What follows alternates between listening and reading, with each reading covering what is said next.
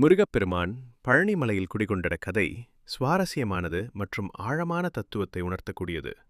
அதன் சுருக்கம் இதோ. ஒருமுறை நாரத முனிவர் சிவபெருமானுக்கும் பார்வதி தேவிக்கும் ஒரு ஞானப்பழத்தை கொண்டு வந்து கொடுத்தார்.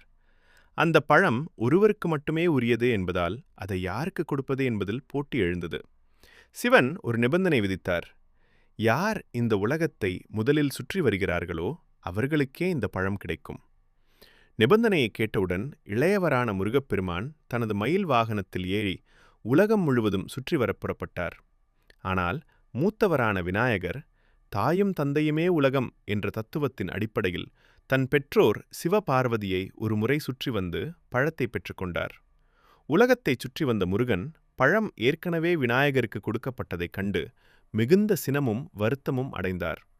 தனக்குரிய ஞானம் தன்னிடமே உள்ளது என்பதை உணர்ந்த அவர் அனைத்து அலங்காரங்களையும் துறந்து கையில் தண்டம் ஏந்தி ஒரு கோவணத்துடன் கைலை மலையை விட்டு வெளியேறினார். முருகன் தென் திசையில் உள்ள ஒரு மலைக்குன்றில் வந்து அமர்ந்தார்.